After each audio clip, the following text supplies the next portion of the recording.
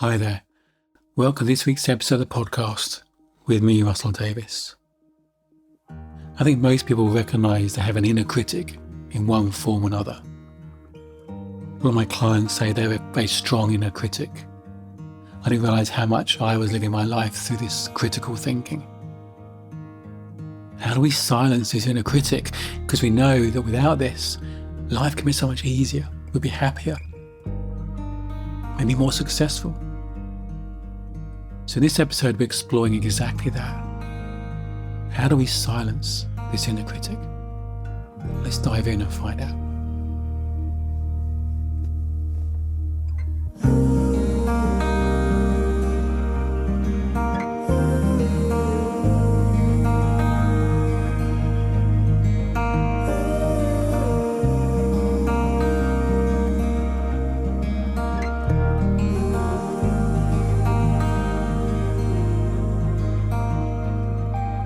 So many of my clients would say they have like an inner critic, a part of them that's hard on themselves, and they're aware of it, but they can't stop it.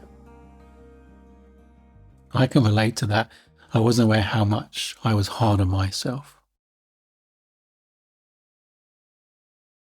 I didn't realise how I was trying to attain perfection, trying to avoiding judgment, constantly trying to work out who I should be, measuring myself up to this made up perception of who I think I should be in the world to be loved and accepted, and constantly measuring myself to that, constantly judging whether I'm good enough. And I became more aware of this part of me, this critic, this expectation, this judgment. I thought it would go away. When I realised what I was doing, because it was so unconscious, when I became more consciously aware of it, I thought, great, I can see this part. I can see it doesn't serve me. I thought it would just disappear, but it didn't. It carried on. I became more aware of it, but it was still there. I couldn't stop it. So I started to resent it. I really resented it. I tried to counteract it, tried to be more positive to myself, and it wasn't helping. It ended up fighting thought with thought, which is why I think affirmations generally don't work. We tell ourselves, oh, I am good enough, I am worthy, but if this part of us doesn't believe it, it just reinforces that part. The back of our mind, it says, yeah, no, you're not really. It becomes this battle of wills, and it just strengthens the limiting belief, the critic. That's why I really believe affirmations don't work. They end up fighting thought with thought, tying ourselves into knots, thinking we should be able to have control of our state of mind. And I've come to realise that actually, when I explore that critic, see what's underneath it, it's like a little boy within me just wanting its needs met, just wanting to feel loved. And the only way it can. It doesn't have the emotional intelligence to realise he is loved. He doesn't have the emotional intelligence to realise that people around him are behaving in that way because of their stuff, not him. When we're kids, we assume our parents are perfect and adults are perfect. We imagine they have issues or stuff or fears and insecurities. So if we feel unloved, we think it's us. We think it's us. We make everything about us as a kid.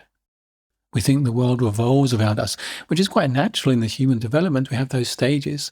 As our emotional intelligence grows, we realise the world doesn't revolve around us. But before that, we're quite like a sponge. We take things on board and we make it personal. And even though, we're no longer those kids in that situation, those become thought habits. We have this inner critic. It's like a devil and an angel. We have this part of us, this critic, and another part of us, the more aware, kind of emotionally mature, the adult part of us, knows that the critic's not necessary. And it tries to silence it. We have this kind of battle going on and on and on.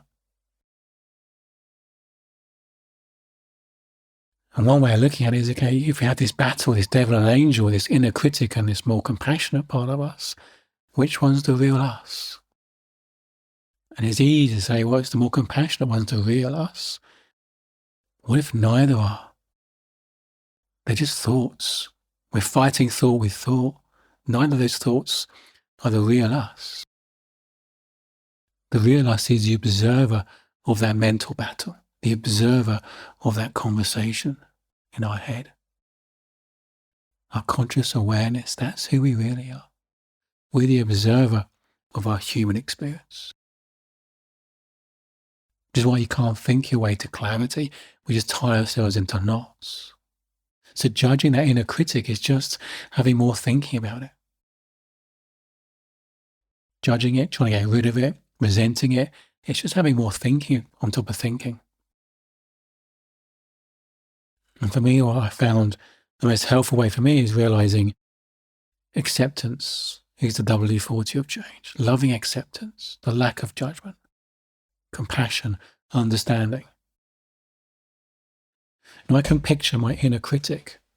I can imagine like a younger me, seeking love and compassion and understanding. I imagine being with that part of me as a little boy, seeking love and compassion, seeking to be noticed, to be seen, thinking he needs to be good enough to be seen, to be noticed, to be loved. I just have nothing but love and compassion for that part. I wouldn't be critical of it. I wouldn't try to shut it up or tell it's wrong. I just have loving compassion. I want to give it a hug. I wouldn't tell that part of me it's bad or wrong for feeling that way. It's the worst thing we can do for a kid is tell them they're bad or wrong for whatever they're feeling. Their feelings are natural. Whatever they're feeling is what they're feeling. Feelings are never bad or wrong. They're spontaneous. We can't choose our feelings. We're never bad or wrong for what we're feeling. So imagine giving that part of me just loving compassion, being with it. And it settles, it calms, it relaxes, it feels connected to me, it feels present. And that part of me just quietens. Just quietens. Imagine that part of me, that younger me with me. Like holding its hand, I can know if it feels scared or worried, it can squeeze my hand, I'm there. It feels part of me, it feels connected to me. So generally, it feels more okay in itself. It knows it's going to be seen and heard. I think these parts of us crave to be seen and heard and acknowledged. And when we resent it, push it away, wish it wasn't there, it does the opposite, so they get louder. They just want to be seen and acknowledged. We don't have to buy into their stories, agree with their stories. Like anyone, when they got emotion, what they're craving to do is being acknowledged. We don't have to agree with someone else's emotion to acknowledge their feeling, for them to be seen, heard, accepted, loved in that moment. We don't have to agree with their state of mind or the thinking behind their emotion, for them to be seen and acknowledged, to be understood. To be understood. And the more we do that with someone, help them feel understood in their emotional state, they tend to calm down. They tend to calm down. And clarity returns to them. We don't need to fix their problems. We don't need to tell them where they're going wrong in their thinking. We don't need to make them feel better, solve their problems. We need to love them in it. Help them feel understood, be seen. And it's the same with our inner critic. The more it feels heard, understood, it tends to calm down. We don't have to agree with it, buy into the story, just acknowledge that part of us. Its purpose is pure, its heart's in the right place, it's trying to serve us, but it's just looking in the wrong place for whatever it's looking for. It's looking in the wrong place for love and acceptance and safety. It's looking for those things, maybe imperfection, avoidance of judgment. But that's not where love and safety comes from. It comes within us. It's a feeling within us. It's not dependent on someone else's judgment of us or not what they think of us. Love and safety is a feeling within us. It's a coming home to the truth of who we are.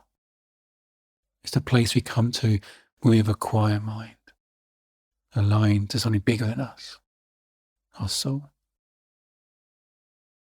And the more I have loving acceptance of these parts of me, whether it's inner critic or something else, it tends to calm, tends to settle. So if you have your inner critic, and you want to silence your inner critic, try self-compassion. Try loving that part of you as if it's a younger you. Imagine what age that younger you might be. How would you relate to it? Well, if you relate to your inner critic in that same way, you might be surprised how it settles, it calms. Often we avoid these negative experiences, whether it's the critical thinking and the feeling that goes with it. Sometimes I might teach a client a breathing technique. I don't really teach tools and techniques, but I might teach her in a little simple breathing technique as a first aid mechanism, just to settle them and come back to being more present and calm. And it's a very settling experience, focusing on our breath, because our breath's in the here and now, our body's in the here and now. It stops all that time traveling. But if someone has a negative feeling, I say negative, we label feelings as positive or negative, but we have a positive feeling, we have nothing on it. We just allow it and it moves on. We have what we judge as a negative feeling. We have a bunch of thinking around it. We try to stop it. We try to avoid it. We resent it. If I get them to breathe into that negative experience, turn their attention to it. Just put all their attention on that experience. Let it be. Give it an audience. They're always amazed how it softens. It softens and it melts away. And they end up feeling just as relaxed as if they focused on their breath. You don't have to get rid of these parts of you. Silence them. That makes them stronger. Have some loving compassion, kindness. Allow it. You might be surprised how it softens. It's the judgment that gives it power. If we let go of the judgment of that part of us, it softens, it relaxes. And we come back to our true self, the observer of all this noise, that doesn't judge it, just allows it, lets it move on. And fresh thinking is always coming in, we're always coming back home to who we really are, when we stop interfering with the system. And we allow whatever thoughts and feelings there are, with loving acceptance, compassion and kindness. Now these thoughts and feelings, they're not truth, they're imagination. They're past stories. The more we allow them with loving compassion, they settle. Our mind settles. It's how it's designed. It's just how it's designed. Like our breathing settles after exercise, our mind settles when it's been triggered. Like a snow globe, it just settles. And you come back to home, to who you are. Loving you.